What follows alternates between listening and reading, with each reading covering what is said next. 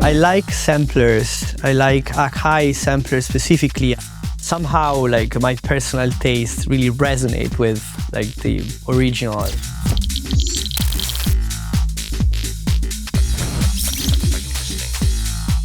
I would say that the type of setup that I use is very specific because it comes from the experience that I've collected practicing and composing over a lot of gear that I collected in the past 10 years and more. And very specific instruments that have a signature sound that we can easily relate to house music, which is the one that I, of course, do. I would say that I try to break down the genre and trying to stick to the you know, like keeping, for example, the 909 as a fundament sound of the roots, no? Like what's holding all the rest, and trying to be a little bit more creative on what I wanted to put on top. Cirklon is the brain of my music.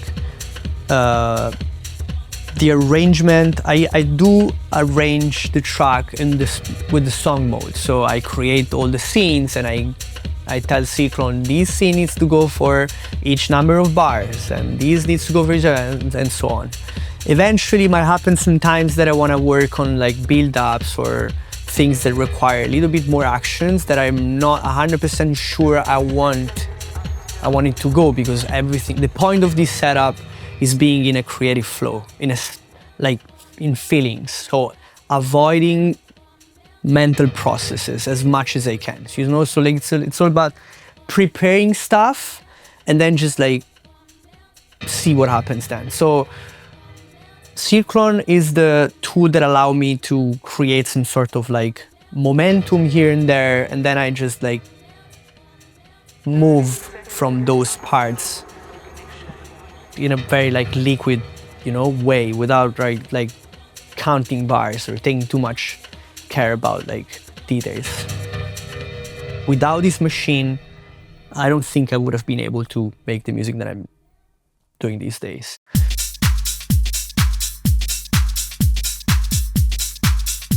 It's a very old school, coming from, I guess, my 909 early approaches of like programming like songs, like patterns after patterns. So, and I guess that it's kind of a different way of making music, of composing music, like, because nowadays a lot of people is used to have the arrangement on their face, you know, so predict also, like you can see what's happening like 1, 2, 3 minutes after.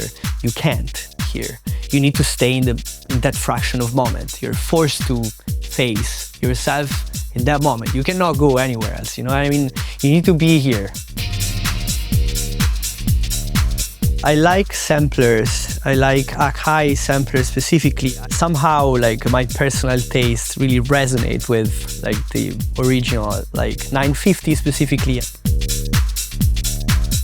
I love the samplers because it keeps myself into beat, like it forces me to go over like a very stripped down approach. So be very like thoughtful of what I want to get, where I want to get with that type of sound, and in the process of putting myself into a box, so giving myself a very like limited amount of options really helps me to get the best out of it.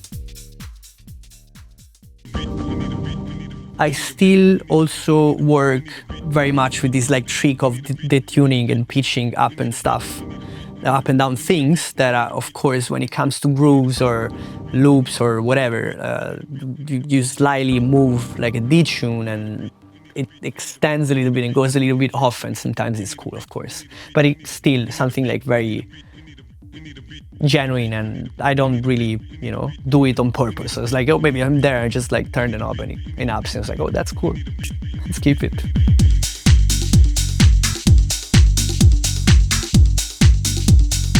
My favorite synthesizer for the moment, or my favorite sound engine, is the wavetable synthesizer. And I've been lucky enough to put my hand on a very like Rev 1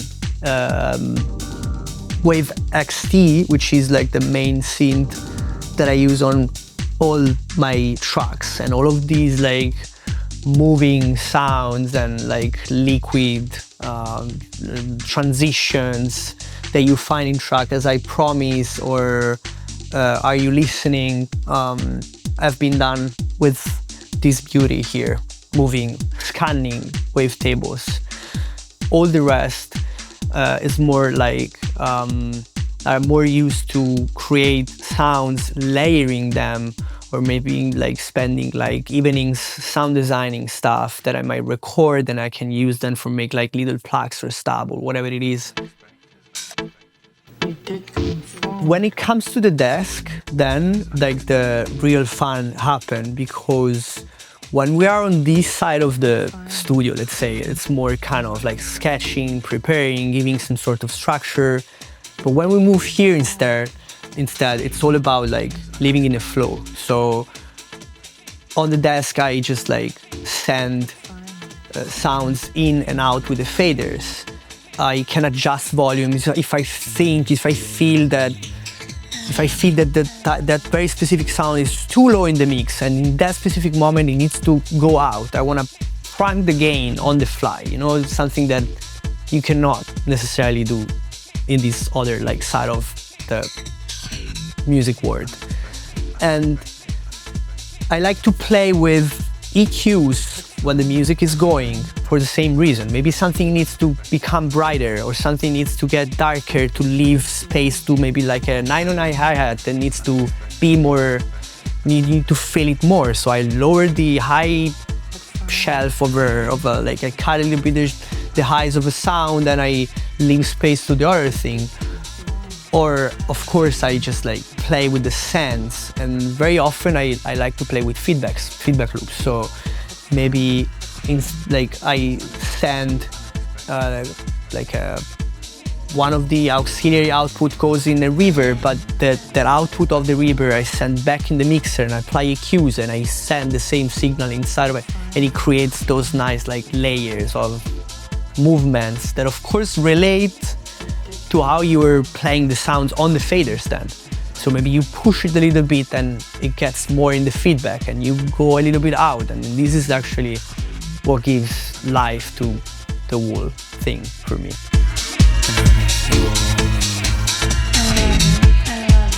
A very lovely thing that I learned listening to records which apparently were super complex, and you know that you're like listening to those things and like, oh, I have no idea how this person did this.